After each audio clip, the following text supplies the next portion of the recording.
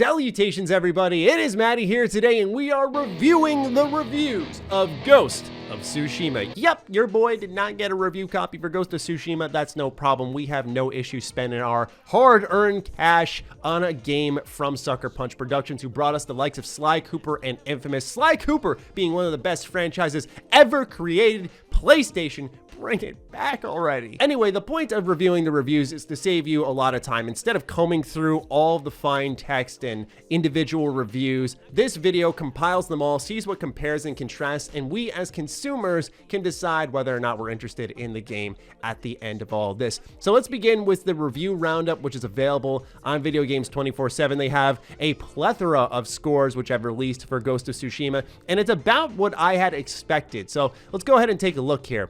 We've got a 4 out of 5 from US Gamer. Gamespot gives it a 7 out of 10. Meanwhile, Games Radar gives it a 9 out of 10. That 7 and 9 range is what I expected. Some of this vibes with people, but understandably so, and we'll get into that in a little bit. Some of what the design of this game is doesn't really vibe with people and feels overly familiar. So we've also got a 9 out of 10 from IGN. We have a 9.5 out of 10 with Game Informer, and we have a lot of unscored because some websites have stepped away from the general number score, which I think is a really smart decision overall, and it's how I've ran my reviews since the inception of my channel. Since Game Informer was, in my opinion, the biggest outlier from the biggest site, let's talk about them. They gave it a 9.5 out of 10. They start off their review by saying, most great games stand on the shoulders of their predecessors. Ghost of Tsushima unabashedly borrows many of its strongest features from other open world adventures and executes on them with skill. This game owes a tremendous debt to the Assassin's Creed games in many ways. Ghost of Tsushima feels like an entry in that franchise set in Japan, something that fans have longed for. I am one of them, but it's unfair to paint Sucker Punch's immense samurai epic as a copycat. By tapping into Japanese art, history, and culture, as well as the samurai film tradition that followed, Ghost of Tsushima finds a wholly original tone within the gaming landscape. Across an especially vast adventure, players are treated to a tale about the contradictory ideals of honor and revenge, and one in which tense katana duels and quiet moments of reflection claim equal focus. So the first thing I really wanted to hone in on here with these reviews is that you'll note a lot of Assassin's Creed overlap. Even when they're not directly saying it, you'll start to hear about the design of the game, which we'll get into right off the bat, and it'll sound overly familiar, and by that I mean a checklist open world. This is something I said in my opinion video based off what I saw at the state of play for Ghost of Tsushima. I immediately saw it and went, this looks like a Assassin's Creed game, and that's not necessarily a bad thing. I feel like Assassin's Creed has turned the corner a little bit in a couple of ways, and I've always enjoyed the worlds Ubisoft has created. They're just fun to explore, and it seems like this game was created in that vein. But personally, for me, the reason I was more so disappointed is because it had been 6 years since we saw anything from Sucker Punch Productions, and so the first thing we see from them is borderline a checklist open world. I found that to be a bit disappointing when they brought us the likes of Infamous and Sly Cooper, as I said earlier, but that was just my take. It seems like some of that was relatively accurate. Let's continue reading. We're still with Game Informer here. They say, when detailing the open world activities, from convenient fast travel options to smart delineations of mission types, you always know what you're working toward and how to move forward. Side missions and distractions are plentiful, and full engagement with the bulk of content is a project of 50+ hours. So you can definitely get a lot of bang for your buck here. Hopping over to GameSpot though, they do detail more so what these side activities are. They say a lot of these activities also work in service of making sure you see Tsushima's good side. Foxes will invite you to follow them down charming paths to nearby Inari shrines. Torii gates will lead you to simple but daring looking platforming challenges that reward you with spectacular vistas. Haikus ask you to sit down and reflect on your picturesque surroundings. Singing crickets will unlock songs for Jin's flute, which let you command magically the dramatic weather at will. You get equipment early on that helps you track down the game's myriad of collectibles through the guiding wind and controller vibration. And some convenient touches, like a generous and very quick loading fast travel system, help make Tsushima be an incredibly pleasant place to move through, especially when armed with the game's robust photo mode to take screenshots with. Now, there's more side activities than this. We'll get into that later on in the video where we talk about what they call tails in the game. But as it stands, standard open world fare here, but it tailors to the personality of the game with Inari shrines, story gates, that type of stuff, platforming challenges.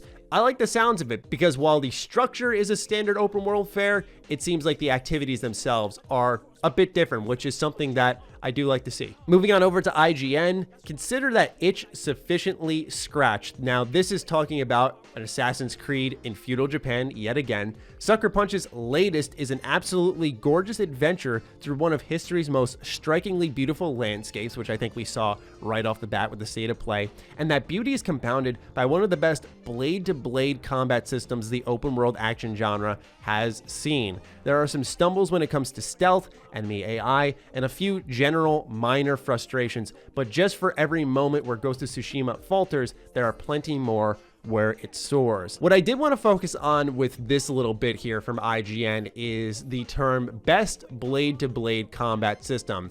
I saw some comments saying, what about Sekiro? And I think the intentional wording here is open world action genre. It's not saying what is Sekiro, being an action adventure game mostly.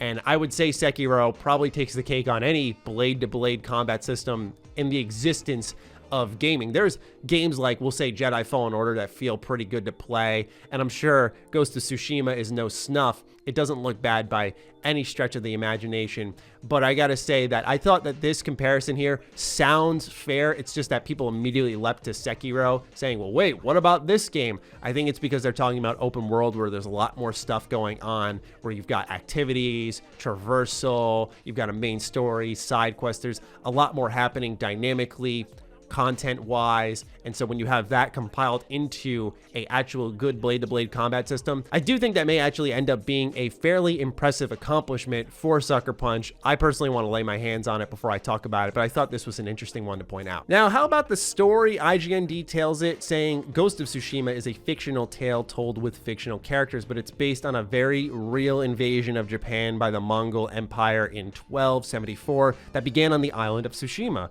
You take control of Jin Sakai, capably acted by the man in the high castle's Daisuke Tsuji, who starts off as a samurai before a disastrous battle against the invaders quickly teaches him that perhaps the honorable but restrictive ways of the samurai code may not be enough to deal with this new existential threat. That's the general setup for the story, and the reason I wanted to present that is because a lot of the story can hinge on not only the writing but the performances. And I thought that Washington Post had a really interesting section talking about some of the general performances and the voice options there, because Ghost of Tsushima does boast that it has a fully Japanese option, but there seems to be a bit of a snag here in the final product. So let's read what Washington Post put out. They said, don't let the Kurosawa mode and the developer's movie citations trick you. Ghost of Tsushima is a far cry from the classic samurai stories it hopes to evoke. Believe me, I tried hard to enjoy this PlayStation 4 swan song like the samurai movies and TV shows with which I grew up, particularly films by the legendary Akira Kurosawa, history's most influential action film director, and old TV shows like the Yagyu Conspiracy starring Sonny Chiba. These shows and performances in them are electrifying and lively in ways this game is simply not. But here's where the storytelling really falters. The performances are simply too stiff. Much like a Western game, when the game cuts to its storytelling, Jin and all other characters are animated too stiffly, like Skyrim NPCs with better limb movement and eyes that work. While it should be applauded that the English voice track is mostly populated by Asian American talent, the work is too bland. After several weeks, I can't help but compare the noodle limp performance of Jin Sakai to Connor of Assassin's Creed 3, another game about a native man fighting against an invading force. It's a shame that the animation doesn't match or even lip sync to the Japanese audio track. While in English, Jin Sakai sounds perpetually unsure of himself, his Japanese voice has a darker, deeper, and more assertive intonation that feels much more natural to the genre. It's a directional misstep, especially if you're going to so earnestly cite Japanese films as inspiration, and it's especially jarring as Jin grows into a more reckless warrior throughout the story. It's a satisfying arc, but one with little electricity. Out of everything I'm presenting, I thought this was the most important, because as someone who consumes a lot of Japanese material, I did plan on playing this game in Japanese. It just felt like with all of it trying to be so true to its roots that it would have been wrong to play it in English. And I've played a ton of games in Japanese as someone who's just like a certified JRPG freak, and to hear that the lip syncing doesn't match up wouldn't be the end of the world. But like I said, a lot of this game tries to ground itself in immersion, bringing the player in, reeling them in, keeping them hooked, that I wonder why this was a directional oversight amidst everything. It seemed very important to nail this. So I have to say, I found this to be really disappointing because it will be that minor distraction during the intense cutscene that you're kind of looking at their mouth going like, why is it not lining up? It brings me back to like the PS3 and 360 generation where you didn't know if games would actually get the lip syncing right. Sometimes the mouth just like like open and close constantly, and you're like, hello, it's 2012, can we get this right? But now it's kind of to be expected. So it's very strange that the overall facial animations won't match a very significant part of the game for many people. Moving on over to Gamespot, who once again I want to remind you gave this game a 7 out of 10. Let's talk about the side quests. That feeling does still come up, unfortunately, when Ghost of Tsushima's quests, referred to as Tales, take hold of the reins. Tales fall back on the rote open world quest structures, where you do things like follow a quest giver to an objective, perhaps having a chat on the way, and veering off the assigned path here isn't allowed, which I gotta be honest, I don't know why you would in the first place. Sometimes you'll be asked to survey or examine an environment, activities which have the ability to devolve into meticulous hunts for interactable hotspots. Some early tales have you chasing MacGuffin after MacGuffin to the point of being silly, making you wonder if anything's going to happen at all. Anytime you're not engaged in combat, a lot of these quests, especially side quests, can feel like a drag. On that same note, Polygon wrapped up their review saying Ghost of Tsushima has a distinctive aesthetic after all, but it's only skin deep. The core game underneath that alluring exterior is a pastiche of open world game design standards from 5 years ago. It lacks a real personality of its own.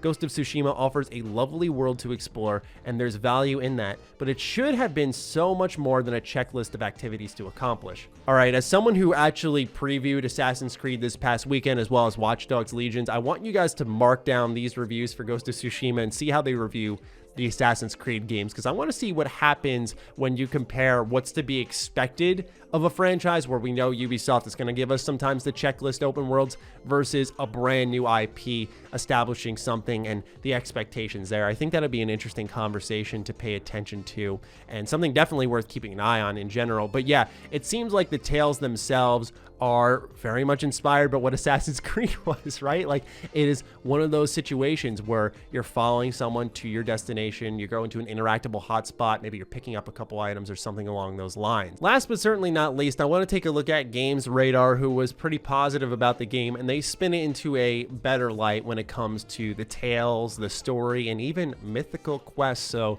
let's read a bit about that. They say, at first, Jin seemed just like another stony-faced video game hero and one I felt zero chemistry with. By the final scene, I had to wipe away a tear. Jin never really got my heart racing, but the stories of the people around him did. Lady Masako, the matriarch of Clan Adachi, who was full of anger and secrets. Thief Yuna and her brother Taka. The monk warrior Norio, whose grief threatens to swallow them whole. As their tales develop one chapter at a time, you fall deeper and deeper into the world. Quests come in various flavors. The main quest to save your uncle, those that revolve around a cast of allies, smaller side quests, and mythical quests to learn special combat techniques. The stories are delivered in punchy chapters, which helps them feel more organic, less of a linear chore, and the performances, see the difference here, really drive the stakes home. The horrors of the Mongol invasion hit differently when it's your friends' necks on the line. So I thought this was a good write-up to close the video out on, because this is someone who clearly had an attachment to the game. They developed one rather, and they seem to have really enjoyed their time by the mentioning of the performances, to the quests, to how they're delivered. I think the delivery here is important because they're not just seemingly exclamation points on the map, they're delivered in chapters. So as the main story progresses, those side quests may be intertwined with that section of the main story, which I think can help keep you ingrained in those stories being told and can overall give them that additional punch that they need to make you care, because they are somehow connected to the main plot. As it stands, based off what I've read from the reviews, it's almost exactly to a T what I expected. I don't think I've ever been more on the money with a game than Ghost of Tsushima. From one standpoint, it's disappointing that I'm looking at saying, wow, what I saw is exactly what I'm getting.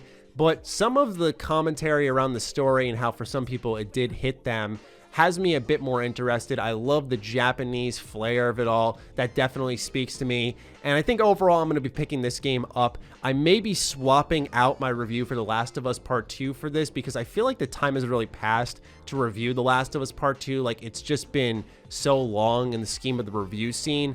And it's just my opinion at this point, which I may just make like a tweet thread about because I'm getting so behind on other projects because I keep like finishing one and then another one appears that I just need to drop a project so that I can actually be fully caught up. So I think what I'm going to do is devote my time to Ghost of Tsushima and create a review of some kind for that. So with that, ladies and gentlemen, that'll wrap up reviewing the reviews for Ghost of Tsushima. I'd love to hear your thoughts in the comments down below. What do you think of the swan song for the PlayStation 4? This is indeed the final exclusive coming to the console. So are you satisfied with this? What do you think? Are you picking it up? Let me know down below, and I'll talk with you guys next time. Be sure to follow me on Twitter, follow me on Instagram. Those links are in the description down below. Big thank you to all the patrons who continue to support the heck out of the channel. We are growing at a rapid fire pace, and it's just like mind-boggling. I can't really wrap my head around it still. So thank you guys so much, and I'll talk with you soon. Stay sexy, stay active. I love you all. Peace.